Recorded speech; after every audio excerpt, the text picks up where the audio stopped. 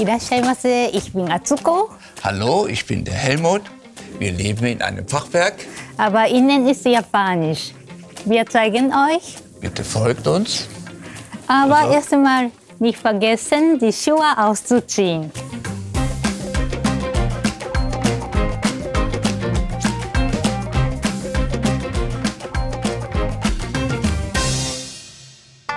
Alle Dorf schon bekannt, unser Haus heißt Japanische Haus. So heißt das. Gut, dann kommt ihr mal bitte mit.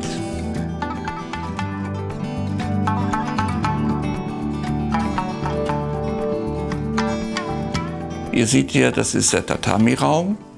Auch in Japan mittlerweile eher selten geworden. Ja, dieses Tatami-Raum ist diese Strohmatte.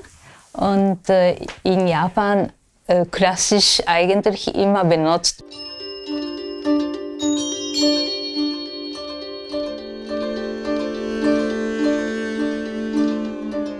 Man kann schlafen, man kann darauf essen, Teezeremonie abhalten. Dabei wird der Raum nicht gleichzeitig zu. Das ist ja bei alten, so klassischen Möbeln, die wir kennen, ist der Raum oft dann gleich zu und eng. Deswegen ist Tatami eigentlich sehr, sehr praktisch. Das mit den Rollenbildern, das ist schon etwas sehr Spezielles in Japan.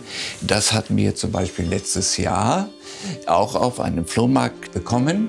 Diese Rollenbilder wechseln wir auch entsprechend der Jahreszeit. Das hier, man sieht es, es ist eher etwas für die dunkle Jahreszeit, erst herbstlich. Das hier, kann man sagen, geht in den Frühling rein. Das ist das, was mich an der japanischen Kultur begeistert. Dieses Innehalten, zur Ruhe kommen, eine Form von Achtsamkeit, dass man wahrnimmt, was haben wir für eine Jahreszeit.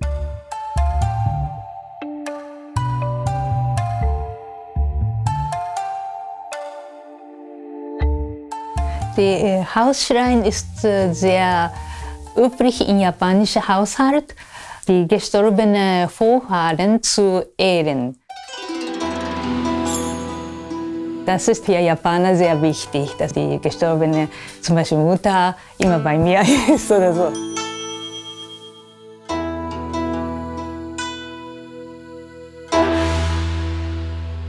In meinem ersten Leben war ich mal Schreiner. Das ist wirklich schon sehr lange her. Ich habe dann 40 Jahre lang als Pädagoge gearbeitet. Ich habe geguckt, wie sieht in Japan die klassischen Hausschreine aus. Ich habe das lackiert und gebeizt. Innen habe ich noch etwas beleuchtet. Also die Schreine in Japan sehen schon noch anders aus. Viel besser, denke ich.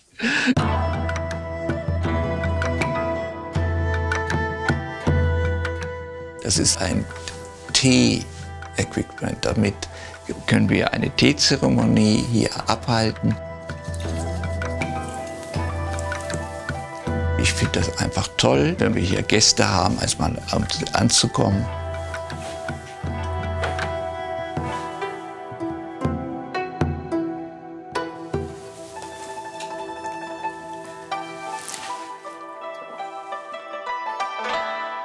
Das habe ich einmal recherchiert online, das ist die japanische Seite, bei einem Antikmarkt. Normalerweise so eine alte eiserne Kanne ist ja sehr teuer, wahrscheinlich 1000 €.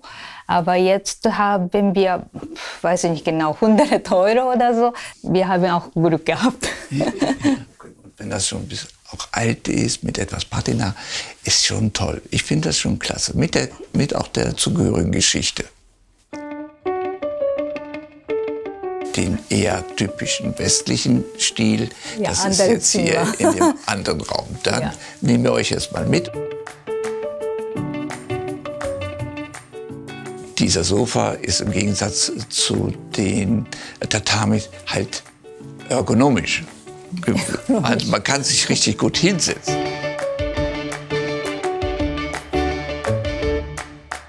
ich war auch viel in Asien unterwegs. Das ist ja unter anderem dann auch Japan und Sri Lanka, Malaysia, Singapur und so weiter. Und diese Reisen finde ich symbolisch hier in diesen Koffer wieder. Da kann man auch unsere Schlafsachen da reintun oder Kissen und andere Sachen. Als Stauraum ist das ganz praktisch.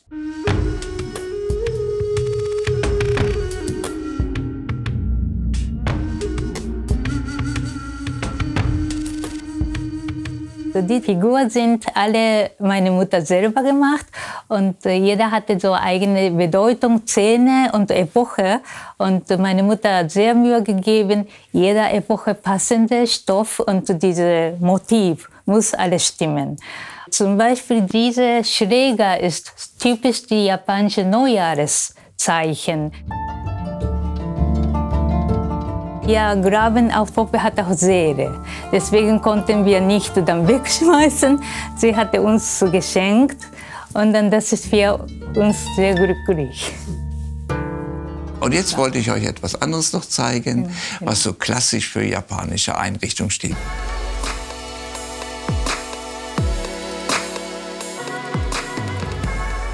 Die typisch japanischen haben natürlich hier statt Plexi haben die Papier. Aber ich bin eher ein Fauler, der nicht immer gern die Türen reparieren möchte. Und deswegen habe ich Plexi genommen. Jetzt zeige ich euch gerne unser Schuhschränkchen. Ist vielleicht nicht ganz so ordentlich. Und jetzt mache ich wieder zu. Und ich habe zweierlei. Ein ordentliches Bild und einen japanischen Eindruck. Dann zeige ich euch, was hinter der nächsten Schiebetür ist.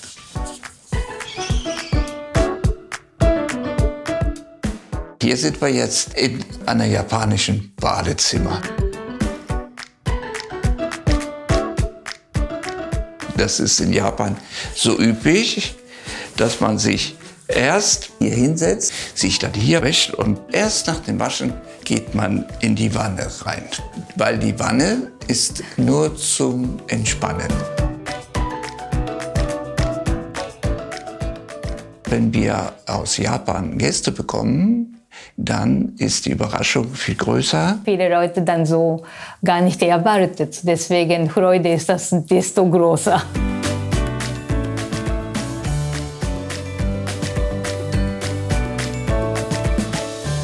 In Japan ist das alles vorgewärmt. Es gibt einen Popospüler, ja, es gibt Musik, es gibt also alle Möglichkeiten, die man sich ausdenken kann. In Deutschland kalkhaltiger Wasser, das ist wahrscheinlich nicht eine gute Idee, aber Helmut Kammerer darf noch weiter träumen. Wir haben es vor 30 Jahren gekauft. Wir wussten nicht genau, wie das hier aussieht. Das war noch sehr verkleidet. Ja, dann haben wir das ganze Fachwerk frei gemacht. Hat viel Arbeit gekostet, aber es hat mir Spaß gemacht, weil ich stehe auf Fachwerk. 20 Jahre haben wir jetzt diesen neuen Anbau. Der Statiker hat uns jetzt diese Balken auch in dieser Größe schon vorgegeben. Ich wollte aber unbedingt diese Art dieser Träger, obwohl die jetzt nichts zu tragen haben. Das ist nicht nötig, aber das war schon immer ein Traum von mir. Die Küche bekommt dadurch natürlich auch einen besonderen Touch.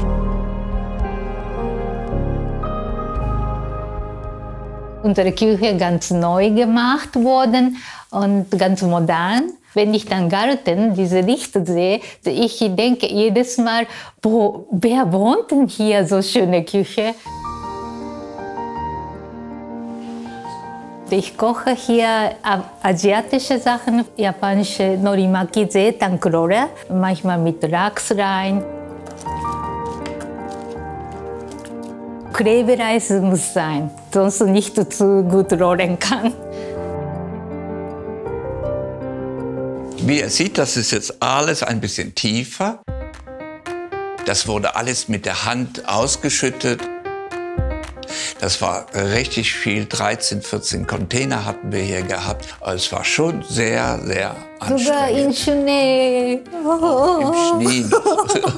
Wir haben das gemeinsam gemacht und da so stolz. Ich bin 1987 das erste Mal nach Japan gefahren mit der Transsibirischen Eisenbahn. Und ich habe Atsuko in einer Jugendherberge kennengelernt. Wir haben uns auch über 2 Jahre lang, war dann noch ins Land gegangen. Damals war keine Mail, gar nicht. Da muss man dann ganz geduldig Brief schreiben, 2 Wochen warten, so ungefähr war das. Das ist schon romantisch. Wir sind seit 89 jetzt verheiratet. 89 Jahre. Ich finde in Japan viele Leute Vorstellung, Hausfrau, Mutter zu sein. In Deutschland ist relativ frei zu leben kann und individuell zu leben kann. Das finde ich sehr schön. Für mich ist schon Heimat geworden. Und nun zeigen wir euch, wo wir schlafen.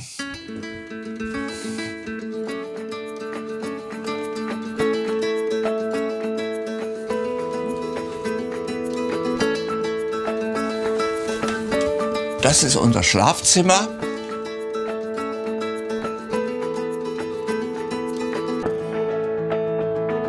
Man liegt hier recht bequem, wenn man es gewöhnt ist. Die Futonmatte ist relativ dünn aus, 6 cm, 7 cm so rum, aber weiche Matte, Matratze und eigentlich ganz bequem zu schlafen.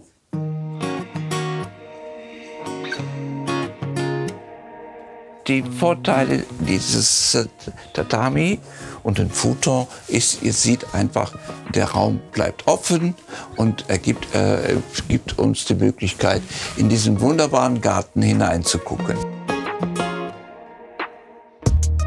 Wir gehen zusammen in unseren Garten. Komm mit!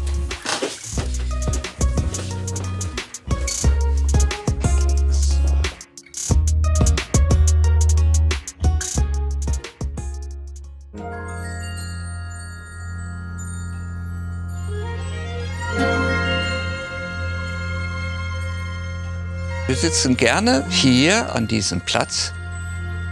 Der ganze Teich strahlt eine große Ruhe aus und wir kommen hier richtig so runter, beobachten die Fische.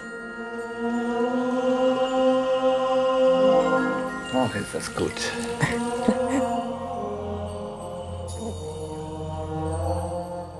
Das ist schon toll, wenn er sauber ist.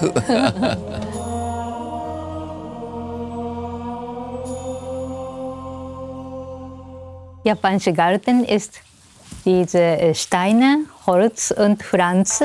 Das ist auch Naturelemente und auch diese japanische Landschaft darzustellen.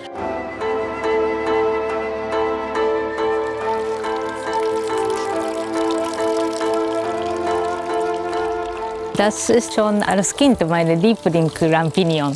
Deswegen haben wir gesucht. Und das ist ein Stück Japan, finde ich sehr schön. Japanische Garten macht wie so ein bisschen so eine Magie, finde ich.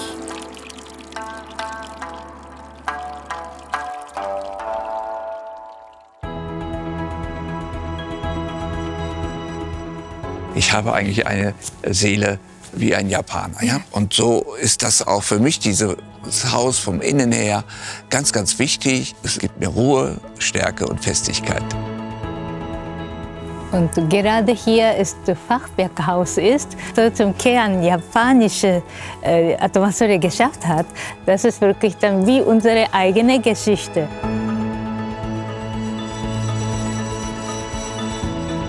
Das war Roomtour durch unser japanisches Fachwerkhaus. Ich hoffe, es hat euch gefallen.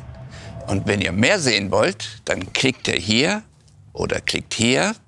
Oder abonnieren den Kanal. Tschüss. Tschüss.